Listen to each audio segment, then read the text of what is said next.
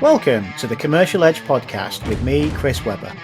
Come and enjoy a virtual coffee while I share my experience and ideas that could help you overcome difficult people at work. I share my thinking and insights so that you can find new ways to overcome challenges and gain a commercial edge and unleash the power of people.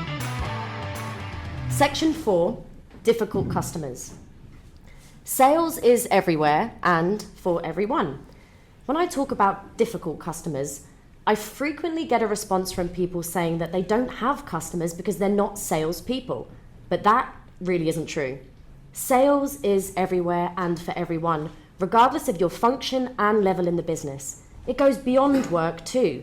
In our personal lives, we sell and influence others all the time. A few months after John Pendlebury told me that my career as a professional rugby league player for Wigan was over, I found myself sitting in the Gerard Arms in St Helens, nursing a pint of Greenall's beer and thinking about the future. The Gerard Arms was a 15-minute walk from where I grew up and was a place where I spent many happy evenings with friends. It was a traditional English pub with a crown green bowling green at the back, a bar and a lounge area. They didn't serve food, just beer and spirits. And it was a destination for locals to come together, chat, laugh, and share a bag of crisps. After I turned 18, my closest friends and I would walk to the pub, share several rounds of beer, and then go to the closest fish and chip shop to buy food for the walk home. I spent New Year's Eve there with my cousin, and another cousin worked behind the bar. I'm guessing that meant free drinks.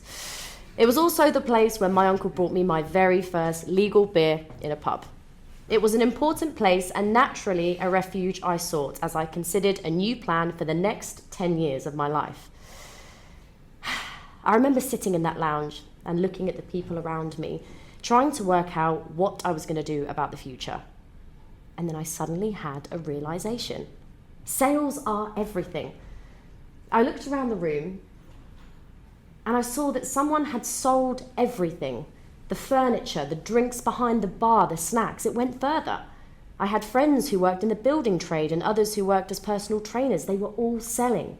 They needed to find new clients and they needed to close deals. Over the years, I have understood that humans love to buy things. Yes, we do. Vinted. Whenever I travel to new cities, I always focus on markets and local traders.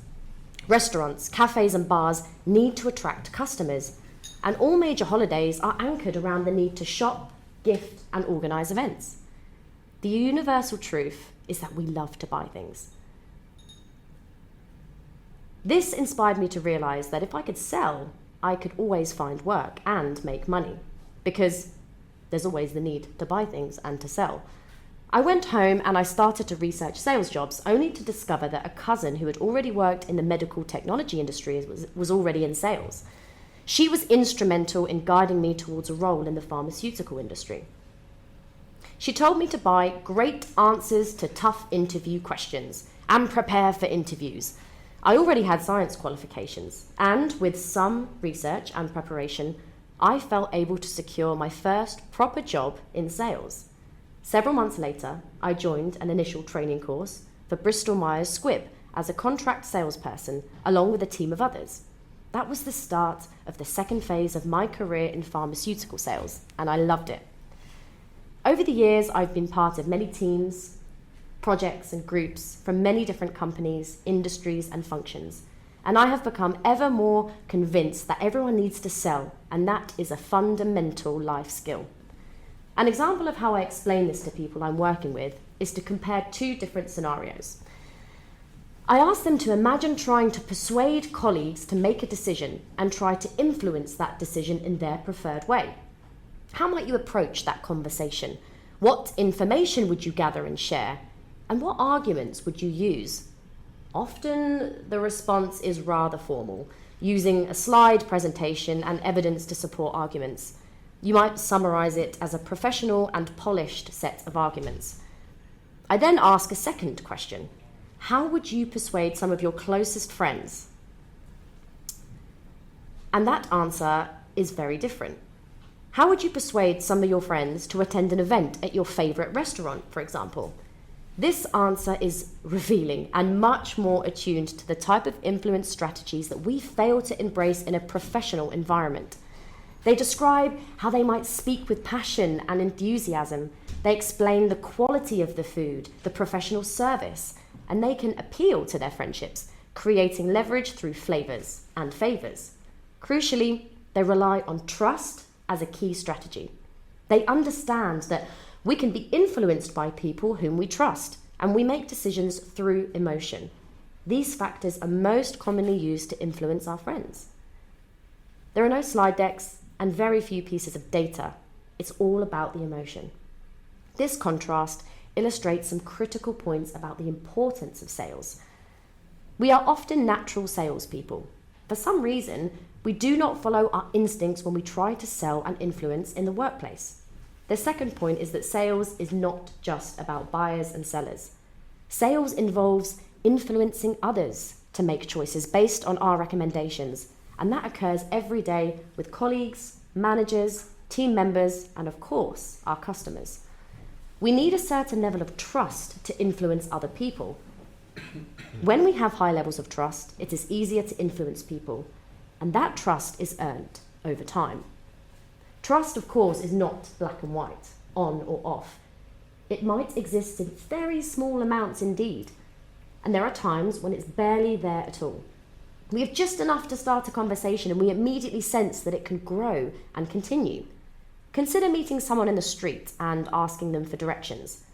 At the moment you speak, there is very little trust, and even this situation is why many of us are uncomfortable speaking with strangers on the street, because we simply don't trust them. But if you speak, you immediately try to understand if you trust this person enough to continue the conversation. Do they appear to be someone that I could trust enough to take advice from them? If not, you walk away and find someone else to ask. We will explore trust later and the elements that contribute to building trust commercially. However, it is a critical aspect, and frequently difficult people at work, and indeed difficult customers, are those with whom we struggle to build trust. In this section, we will explore difficult customers. Difficult customers can be anywhere that you are trying to influence, and you do not need to be in sales to recognize these problems. Customers can be other teams, departments, or functions. And difficult customers are those with whom this is not easy. We are all able to influence and sell, especially with people that we have great relationships with and we trust. Problems arise when we cannot connect on a personal level, making influence much harder. Yet we are still expected to be able to work together productively. A commercial edge comes to people who can work productively with people they naturally find difficult. And that is where the opportunity is.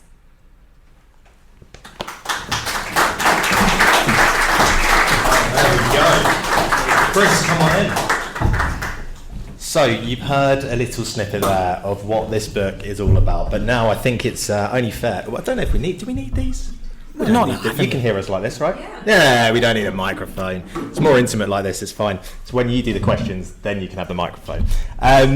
We've heard a little snippet there, but we want to find out, really, in your words, what is this book all about? What is it about? I think it's about the people that I've worked with, and I often get a question from clients, colleagues, different people who say to me, how is it you do what you do? I know Jana's one of my biggest supporters, biggest fans, my partner, and she said to me one time that what you do is magic, and it always stuck with me, and it makes me think and reflect on why is it what is it that's magic about it? And because to me it feels like what I do is just normal, it's just natural, it just comes instinctively to me. And when I started to write the book, it was about me thinking about what are the things that other people are missing.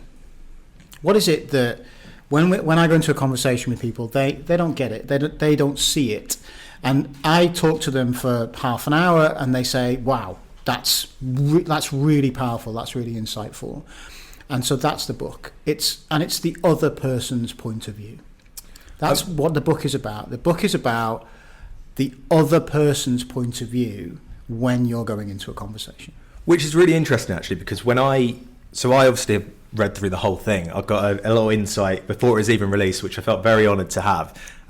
Pretty much I needed it, really, to be able to ask you these questions. Otherwise, it'd be pointless. But what I found really interesting is whether you're an employed member of society or self-employed, or you have your own company or whatever, self-employed like myself, it was so relatable. And was that something that you had in mind from the start, that no matter what path you're on in life, you wanted to make this book relatable to everyone? It was the other way around. When I spent most of my sales career, majority of my sales career, in pharmaceuticals. And when I left pharmaceuticals, which was over 10 years ago now, I suddenly had an open world to all these different industries, some amazing places with people doing really brilliant things. But what I noticed was how samey it was. And then there's this realization that you're dealing with people, and wherever you're dealing with people, you have the same problems. And I think I annoy people at times when I simplify problems. I simplify their industry problems, and I sometimes oversimplify them. I recognize that, because it helps me to do the job that I'm trying to do. But I simplify it to the people and the personalities, the agendas, the pressures that people are under. And so part of the book was not to make it relatable. The book was always going to be relatable, because everybody you meet has an experience of dealing with somebody difficult. And that part of the reason is that this is based upon people that I've met, and the examples that existed in the book. As I started to write about these personalities, it was flooding my mind with, I remember that situation, I remember that person, and I'm not the only one who's experienced that. And so it is my life, but it's also everybody's life dealing with people. And I think it's fair to say we've all dealt with some very difficult people, no matter what job you do. But you kind of mentioned that you had a few examples in there, and without giving too much away, there was a particular urologist who kind of triggered this whole thing off, really, it's fair to say. Tell everyone about that. Yeah, so the start of the book is I think it's a poignant story for me, because I think it echoes a lot about how far I've come in the last 29 years. And it was, so I was a sales rep down in South Wales, and Nick's sitting in the audience. He's probably the only pharmaceutical guy I think who's, Jose as well. And my role was as a GP hospital sales rep. My job was to go and sell to doctors our medicines. And medicines go through a whole lot of science to when they come onto the market, and so every company always believes that their medicine is by far the best medicine in the world because we've researched it better than everybody else has. And I went to see this guy as a surgeon, and he didn't even want to talk to me, wouldn't even meet me. Rude. That's how I felt at the time. Yeah, and that was part of it. Like, he wouldn't even speak and wouldn't even engage. And I found that incredibly frustrating. And his answer was, the product I was selling at the time was a twice-a-day product. And we had a competitor product, which was a once-a-day product. And he used that product. And he said, that's the one I use, and I have no interest. And the message that I got indirectly through his team and through his secretary was, we're not going to use it because it's a twice a day. So come back with the once a day. And I remember standing in his office one day and bumping into him, and that was exactly what he said. Come back when you've got a once a day. And then it happened. We went to a launch meeting where our product was going to become a once a day treatment. And I was like, that's it. This is it. I've got him. Yeah. Right? And I went to the office and I spoke to him, and he still wouldn't give me a meeting. And I said, you told me to come back to you when you've got a once a day. And he said, I don't care. And he walked out of the office. And I was so furious. I'm not surprised. Because for me, I felt like, but that's the thing you asked for. And I've done it. And I've done it. Yeah. And the reason it stuck with me is I hear this so often from sales, and there's quite a few salespeople in this room, and I know that you'll relate to my customer has told me we need this. And so if I can provide this, then they're going to sign on the dotted line. But yet we all know of the concept of a false objection. And I guess I look at Graham Drew as well, who's in the audience here, and Graham's business is built around why customers don't buy from you, and really getting into the nitty-gritty of that. And the idea of this false objection, it's like they lied to me, and that's how I felt. He's lied to me. I brought that answer and whatever, and it's only with hindsight, 29 years worth of hindsight, I recognise that he really didn't care about that product. Because when I really reflect on it, and I guess we'll never know the answer because I'm certainly not going to ask him. You say that, but the surprise that you don't know who's coming in the room that night. But is that if I was in his position now, as a surgeon who spent, I don't know how long surgeons qualify for, decades, it's decades of work to become a surgeon. I don't think I would be interested in prescribing medicines. I want to be cutting people open and playing around with stuff. Thank goodness you're not my surgeon. Yeah, but that's what surgeons love doing. They love cutting absolutely. stuff around. Like anyone who's ever been to a surgeon and come out with them saying, you know what you don't need is an operation. Yeah. They don't. They go, yeah, I can fix that. Have you ever done this before? We'll work it out. Yeah. And so that's what his interest was. Now, of course, there's a protocol, which means I can't just cut people open. We've got medicines, I need to use the medicines. So he did what he needed to do, which was prescribe our drug. He probably didn't care which one it was. He wasn't overthinking it. This one's pretty good. There's no problem with it. They're all researched, they're all safe. I don't really care. And it wasn't about me, and it wasn't about the product, and it wasn't about that agenda. But in my mind, it was the biggest thing in the world. That he was out to get you. Yeah. Yeah. And is it that hindsight then, or would you say it's that experience that's then shaped your vision of business going forward, nearly 30 years on? Yeah. It's that perspective and reflecting on that helps me to challenge my clients and the people I work with of what are they really thinking. And what point was it that you realised that experience is what's going to shape the way that you look at business? When I sat down to write a book on difficult people at work and difficult customers, the first name that comes into my mind is that guy. The first thing, because for me he was the epitome of a difficult customer.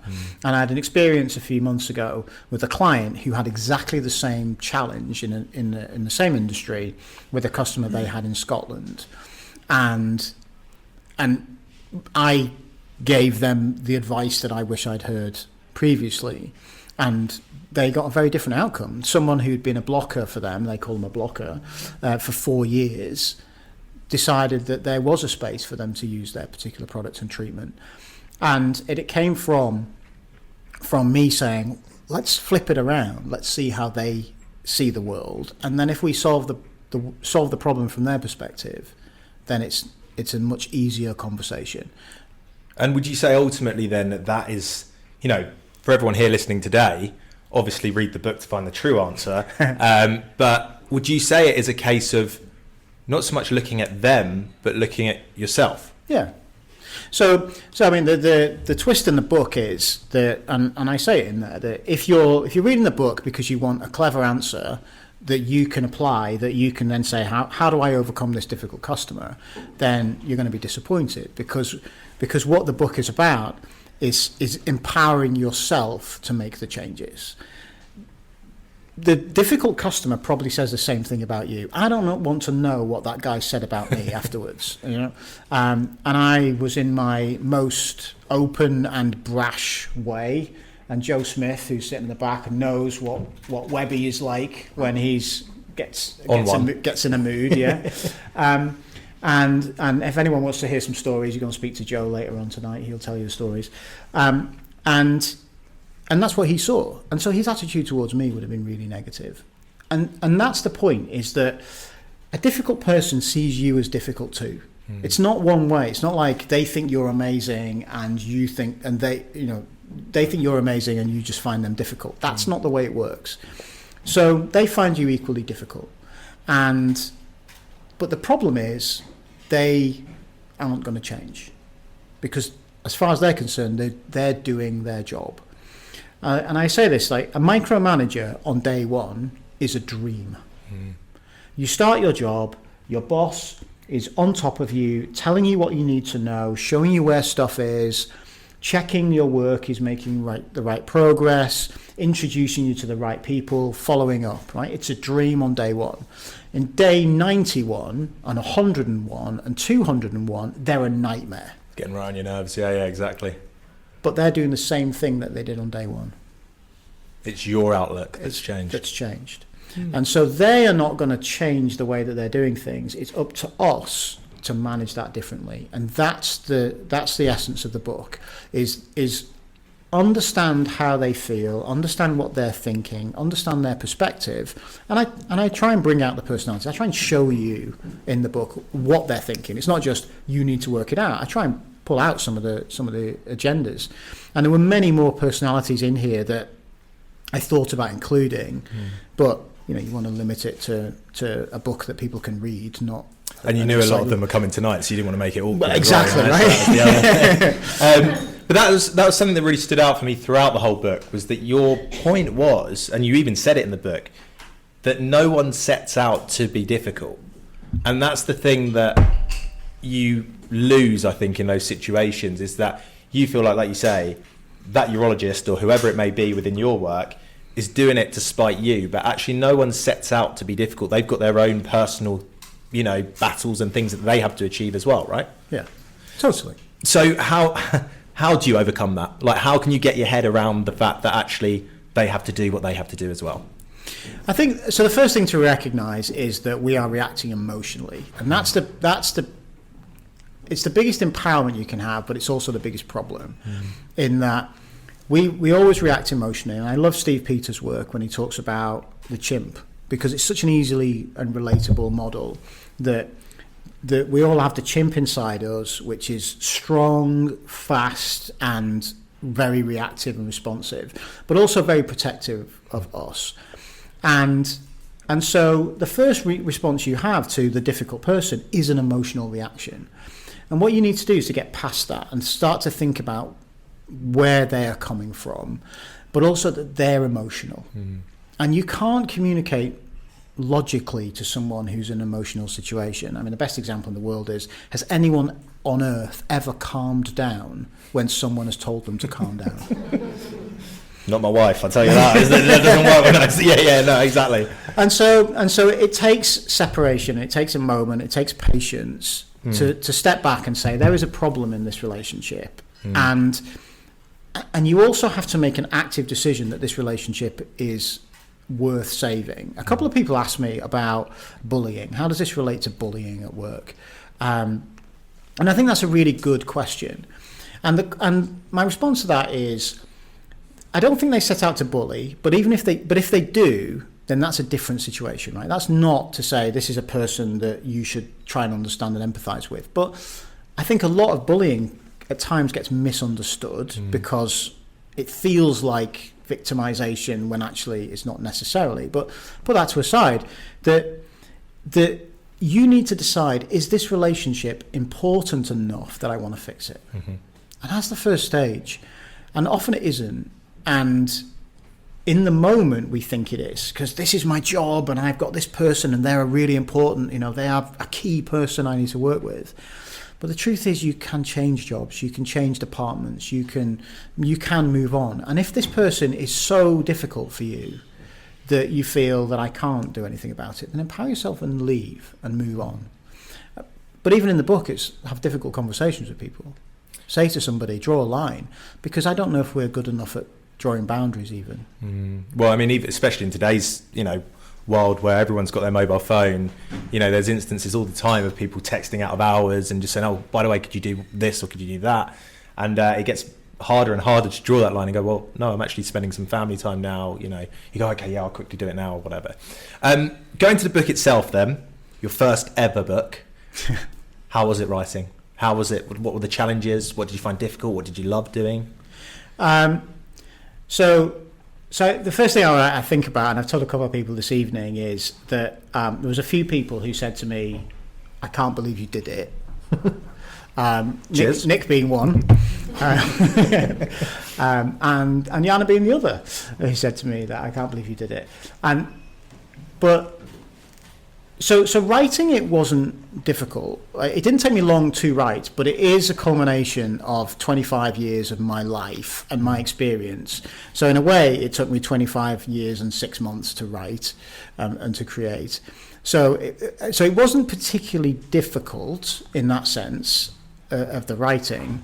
I guess one of the biggest barriers was I was on a flight to Chicago with Nick in February, and he decided that was the time he needed to come and talk to me. So I was writing my book, and we had something very important to do, didn't we, Nick? So we stopped writing the book. So we stopped writing the book because we needed to do some work.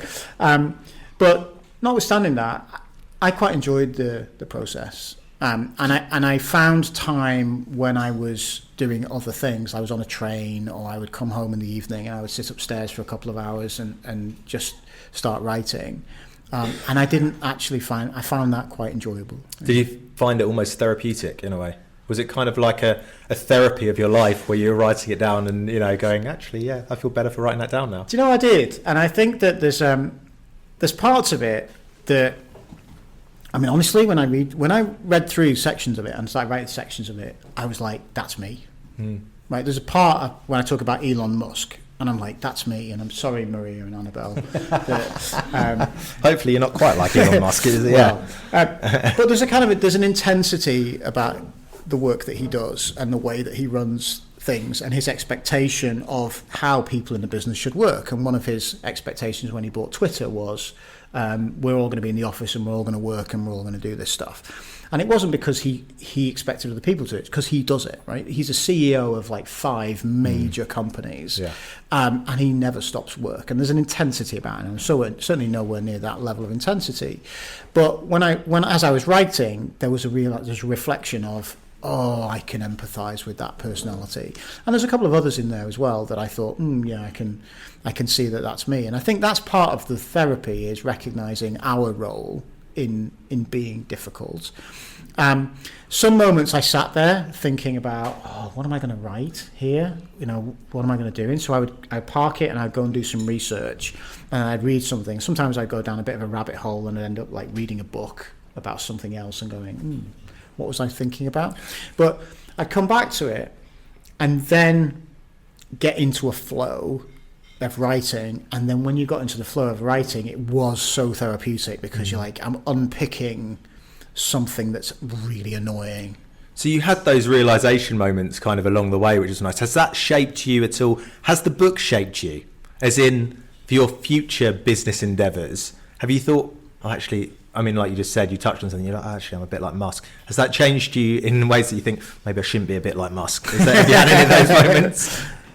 I think that's part of the journey, is recognizing where we are a bit difficult for other people. I mean, there's people in this room who have known me for many years and will probably agree that I'm a bit difficult. Look at Horace, who was my boss at one point, and we definitely debated a lot of stuff and argued about a few things, and so I know that I am difficult, and I recognise in my career, and interesting looking back at the book and thinking about the personalities, like what was it that were the frustrations of people around me who didn't want to promote me or didn't want to push me forward, and they're in there. Those are the things that are in there. So I think there is it is self-therapeutic in that sense, and I hope that I'm a better person from reflecting and thinking about it. But the other thing is, one of the messages that I really want to give to people, and one of the missions of Foxley as a whole, and part of the message of the book, is about self-confidence. Working in sales is really lonely, and there's a physical loneliness, which is, you're out meeting customers and you're doing this on your own. So there's a physicalness where you're out of the office or you're away from your colleagues. But there's an emotional loneliness, which is an expectation that other people have. And anyone who's worked in sales has gone to a meeting with a customer, and you know that your team back in the office are relying on this deal, or really want you to close this deal, or you need to discuss pricing, you need to increase the pricing. And they're kind of all waiting for you to come back in with good news. And we've got a deal at the moment, a couple of deals at the moment that Nick and I are working on. And tonight we're waiting, we're waiting to hear what those guys did, because they went to meetings. And there's a loneliness there. And so, to me, giving people confidence to succeed is the essence of what I'm about, and it's what's at the heart of why the book. Because overcoming that loneliness, and, it's bad enough as it is, until you're knocking on the door of a customer that you're like, and we've all got it. The phone rings, and you see whose number comes up on the phone, and you have that moment of like, oh, do I want to talk to them right now? And we all have that. And so those are the moments where dealing with difficult customers really matters.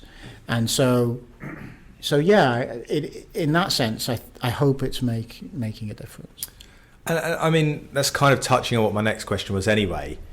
But is that the main aim that you're hoping for people to get out of this book? What if you could put into, one simple term, if it's possible, that what you'd hope your readers gain from this book, what would it be? Empathy and understanding. Of their colleagues? Yeah. Or in life? Colleagues, customers, managers, because it was a guy called Gary Adamson. I don't know if I name him in the book, but I remember Gary Adamson was one of my bosses, and some of the guys might know Gary Adamson. And Gary Adamson's a tough guy, right? He's a tough customer, and he's made a lot of difficult decisions. But he was the guy that said to me, for one of the first times I was like 27, he said, no one sets out to do a bad job. Mm-hmm.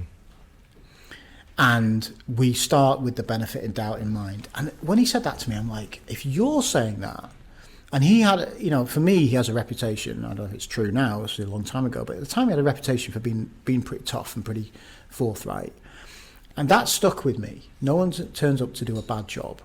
And that's a big part of what this book is about, is they're not there to be difficult, they're there to be who they are. And so let's empathize with them, let's understand that, and then let's see where we go. Then we can start to see what their agenda is, and life gets a lot more straightforward then.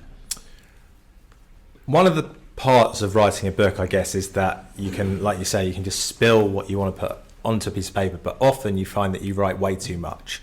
Yeah. So in that book, did you ever have a moment where you thought, I really want to include that in the book, but I just don't have the room for it? And if so, what was it that you left out that you wish you could have included in there?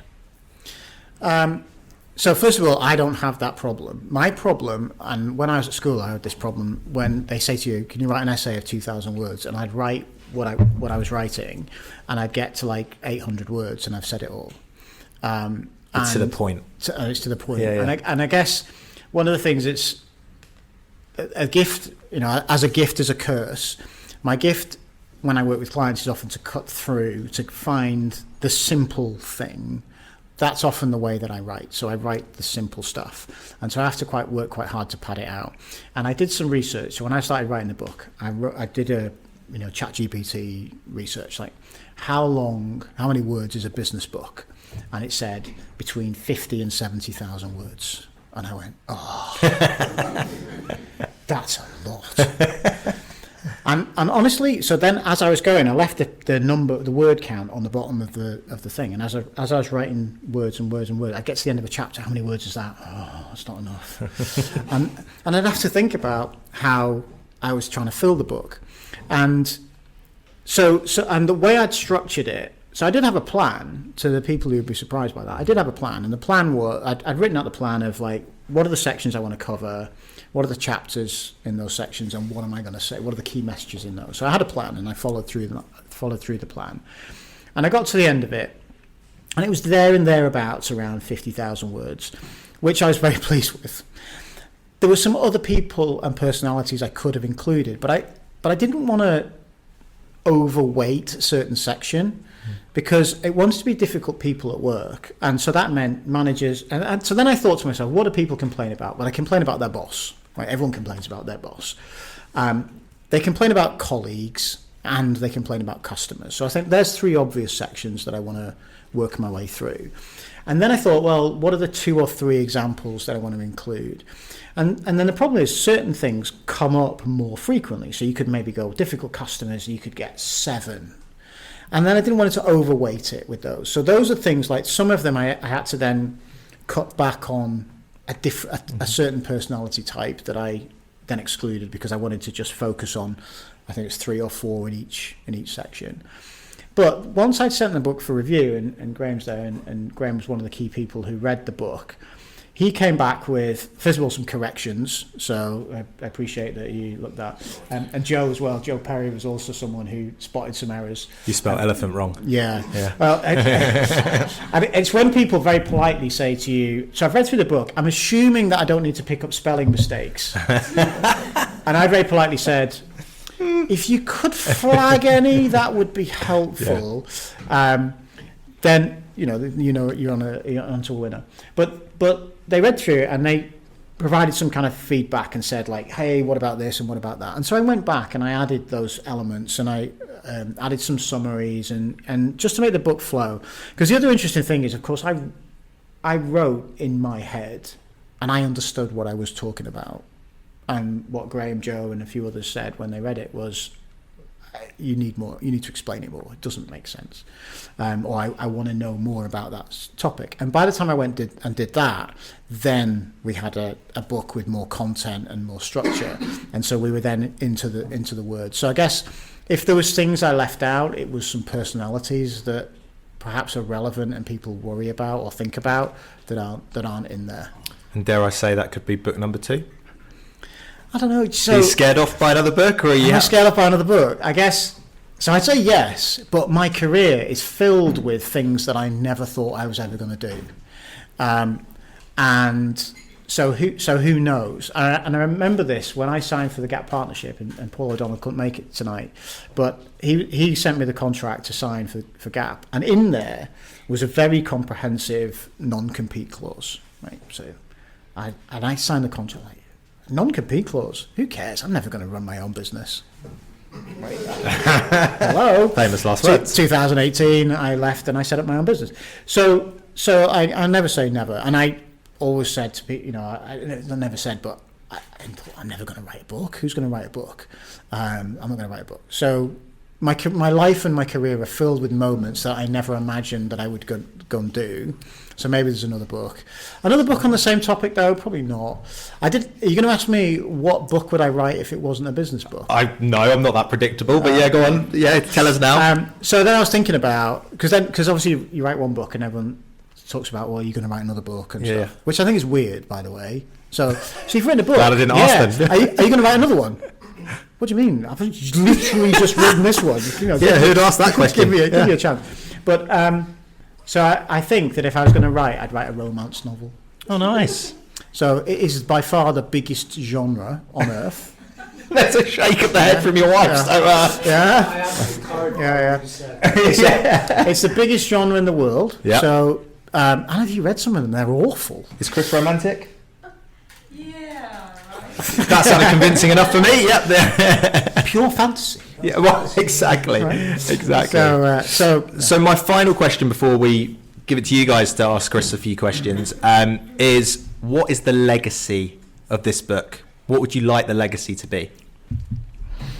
So, that's such a big question.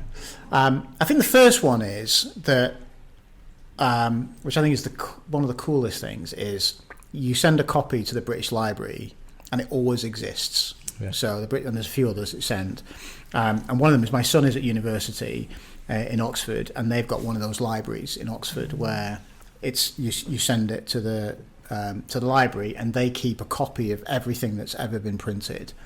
That to me I think is really cool, and Rachel can tell Freya, my daughter Rachel's there, and she can tell her brother that at some point he needs to go in and the Bodleian Library and find the book that my dad wrote. Now he's studying really cool stuff with really smart, intelligent people, but even so, he can go and see my book in the Bodleian Library. So I think that's kind of cool, right? So now there's definitely a Christopher Webber who exists. Oh, and by the way, there's always been a Christopher Webber. Well, like because he's written a book now. Oh, ask the urologist. He probably still thinks you exist to this day. So there's two things. First of all, so the book is now on Amazon, as you can see, and it says other books by the same author, and there's another book by Christopher Webber, which is completely unconnected to me. But he's selling it at £90 each. Oh. So now I'm thinking, do I want to be that guy? Yeah. Book number 2, I told you. There it is. And it's a very specific book on the particular type of art or something. But the other one is, the first time I ever went to the US, I landed at San Francisco, and it'd been a long flight, and I get off the flight, and I go through customs, and everyone has warned me, watch out, US customs, these guys. Brutal. So I'm like, I need to be very serious. I've never been here before, and all this is organised.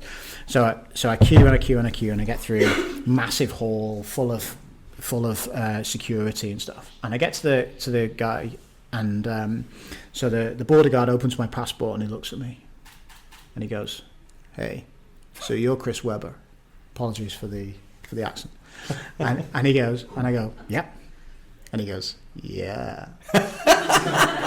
"You're Chris Webber." And I said, "Yes, sir." "Yep, I am." "Yeah."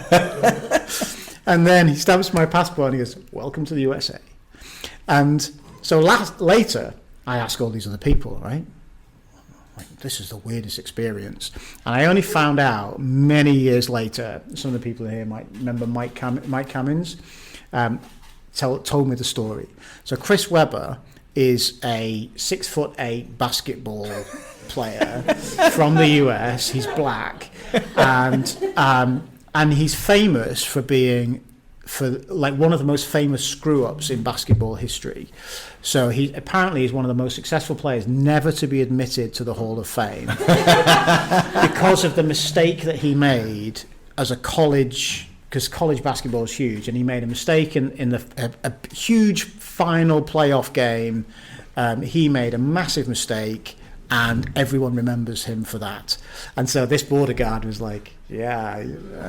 So that's the legacy that I'm trying to kill. Right? So when I go to America next time, I'm hoping that the border guard goes, "You're Chris Webber. Yeah. Can you sign my copy?" Yeah. Well, when that goes stateside, you will be the most successful Chris Webber at that point. Well, thank you very much, Chris. That was really interesting. I think a round of applause for Chris, first of all. And as I say, there's a chance now for you to ask any questions that you didn't hear there. Maria's going to walk around with a microphone for us, which is very helpful. So any questions at all?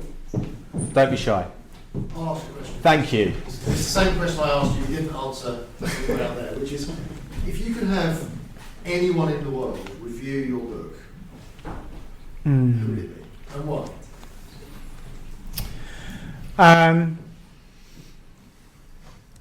So I guess there's people whose books I've read that I really like, and I'd love to know what they think. But I kind of know. So Adam Grant is a guy that comes to mind. I like his hairstyle. If anyone knows, he's also bald. And I've really enjoyed a lot of Adam Grant. I've read 2 or 3 of his books, or maybe more than 3 of his books, and I enjoy them. Now, I wouldn't expect a good review from Adam Grant because he's a researcher, and there's no research other than my experience in here and reporting. So there's less of him that he would kind of like. But I'd love someone like that to read it and for us to have a conversation, because what I'd like to think with Adam is that it would stimulate him to go, "I think this is really interesting. I'd love to talk to you a bit more about it."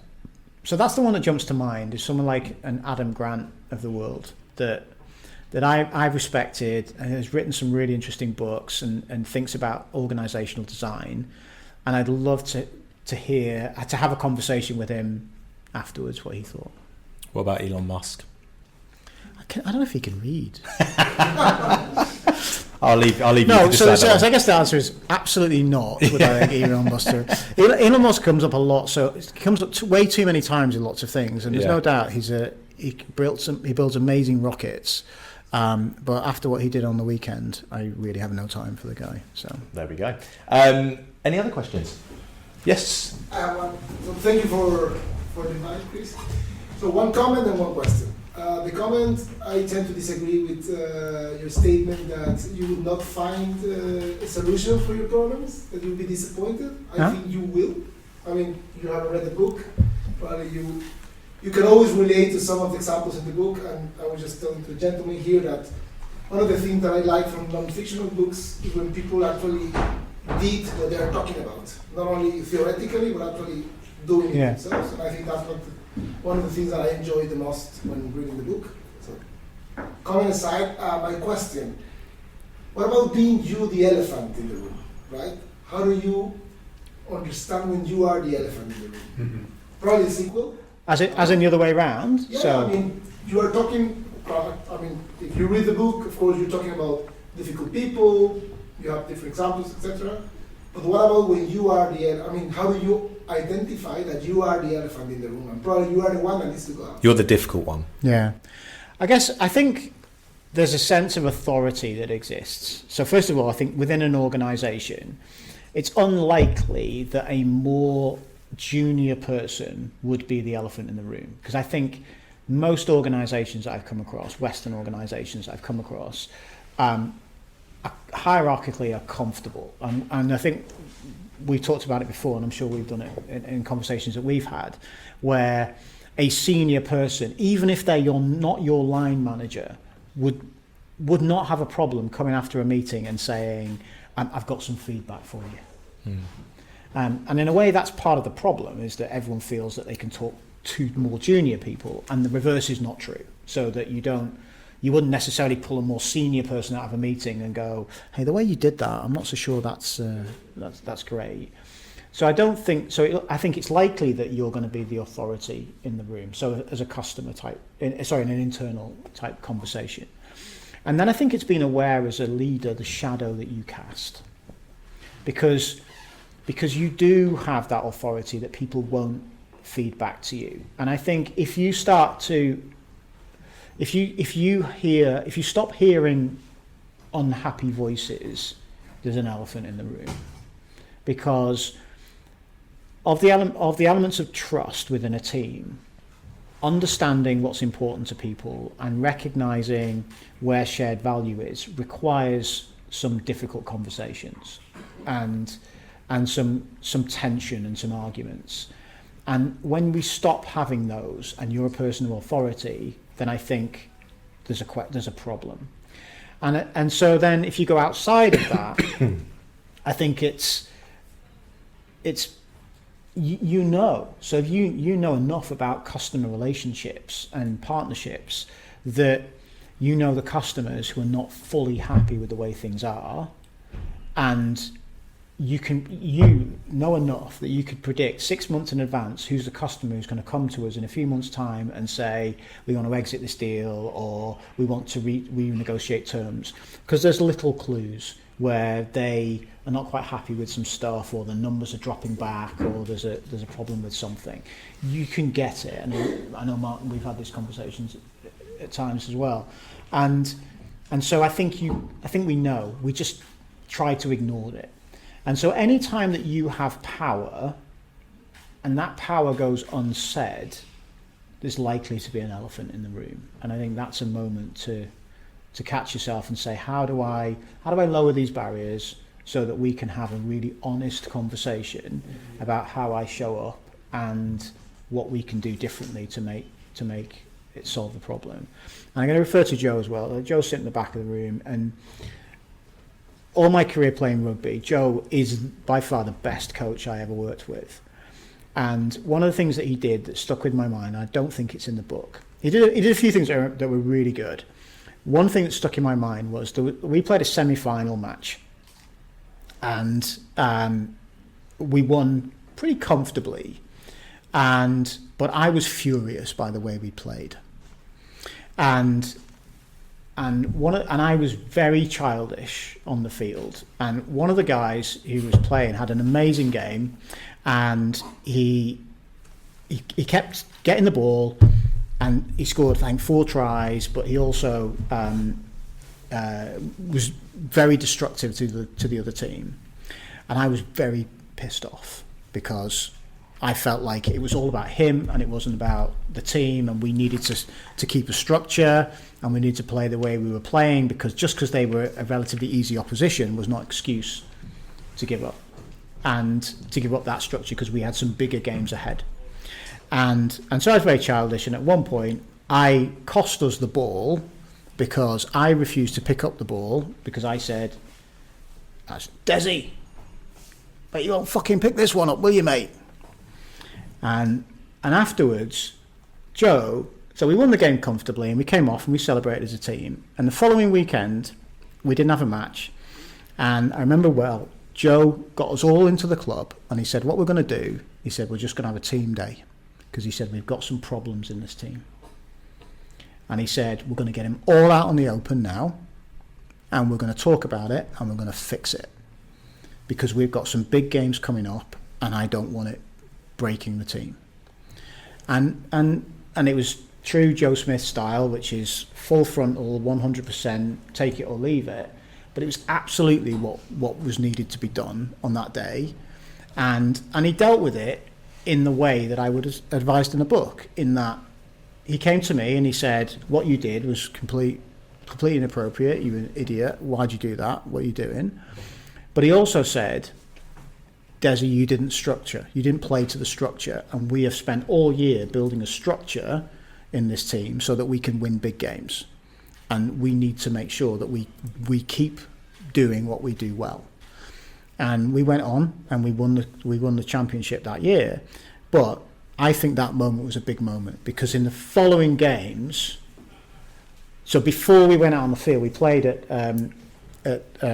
Twickenham in the semi-final, and before that, me and Desi hugged, and I said to him, mate, if we win today and you score 4 tries doing what you did, I'm good.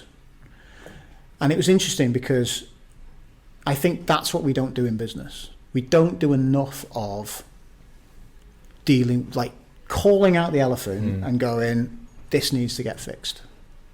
And so that's my kind of thought on that. It also sounds like Man United could do with Joe as a coach right now. He sounds like exactly what they need. Sorry if there's any Man United fans in the house. Yeah, so I mean that's a really interesting point. I think also the whole flipping between junior and senior as well, because I mean even in my industry, they've got in radio and TV, you're always picked apart after every show you do, and you know, like that whole, there's no hesitation for the boss to come forward and go, oh, you did that in that show, what would you do? Yeah. But there's never ever, you don't dare go to the manager, well actually if you'd done this then so it's I guess balancing out that field a little bit within both at least you cast a shadow, and I think it's when it goes quiet. So that's my thought. Any other questions? Yes, at the back. So Chris, first of all, I have to applaud you for writing the book. I've met so many people in my life, I'm looking at myself in the mirror as well, with good intentions to write a book, but we've never done it. I just spoken to an erstwhile very erudite colleague sitting next to me here, and I asked him if he'd written a book, and he says he's published one, but it's not quite the same. So first and foremost, great respect to you for doing that. And having had the honour of working with you at the Gap Partnership, you were always a thought leader. You always pushed us out of our comfort zones with your thought and the way you looked at things. And I really appreciated that as well. One thing I thought about when I read the book was there is this sense that we sit in judgment of other people. Our experiences, we interpret them and we come up with solutions and we think about the motivation or why people did it. But essentially, people are quintessentially selfish. People do things for their reasons, not for mine. And I guess when you're working with a customer, they're always paid to do things for their reasons. Because they've got to work for their shareholders and maximise benefits for their shareholders, not necessarily for mine. And thank you for that, because that was a very clear thought, that came out of that. But if I were to throw that at you and say, sometimes people aren't being difficult, they are being motivated by working for their own reasons and for their own benefit rather than mine, how would you answer that? And I think that's the powerful thought, Mary. And my advice often is, why are they doing that? Well, because they're being difficult. My answer is no, it's their job to do it. And people get annoyed. I talk about oversimplifying negotiation, right? So I run negotiation programs and conversations, and I've said this many times to many different clients, and almost nobody can argue. They try, but ultimately it comes down to it. And I say, if I'm buying a product, my answers will always be, it's not very special, I can find an alternative, and I can get it cheaper and sooner, right? And if I'm selling a product, this is the best thing that you've ever seen. You can't find anything like this, and it's incredible value for money. And it doesn't matter whether you're selling chocolate bars or nuclear weapons. It's exactly the same. Those are fundamentally the same arguments. And so when people walk into a room and a buyer says to them, you see, it's not that much better than the previous version, or it's not that much better than the products I've got from over here, it's not because they're waiting for you to prove that it is. It's because they're trying to get a better price from you. And it doesn't matter how they feel. They might come out of that meeting and go, the data that they just shared with me is unbelievably good, but my job is to get a better price. So I'm going to argue that it's a better price. And that is some of the realization that I'm trying to get people to have, Mary. It's exactly that. It's to say that they're not calling you a liar. They're not believing your information. They're not believing your data. They're just saying it because if they don't say it, they're going to pay more than they need to, and their KPI and their whole life is built upon the fact that they're going to get a better price. And if the people's insight when they come out of reading the book or reflecting on the book is that, then to me that's a big win. That's a success. There you go. And I think that's a great way to end the chat. I know that Maria's going, right, come on, canapes now. We've got to get to the canapes. Chris, I want to say a big thank you to you tonight, because it's been fantastic. It's been a really interesting read. If you haven't read it yet, I thoroughly recommend it, and I'm not contractually obliged to say that. I do mean it. Chris has got books that you can buy out the back, and as I say, he will. That makes you sound like a dodgy dealer, actually. Out the back, that you can buy from him, cash in hand. Of course he'll sign them as well. So do make sure you do that, because it's a very worthy read. But for not the basketball Chris Webber, but the one and only Chris Webber, please give him a round of applause. Thanks for listening to the Commercial Edge podcast. I'll be back soon with another episode. Join me then when we delve into more difficult conversations. See you next time.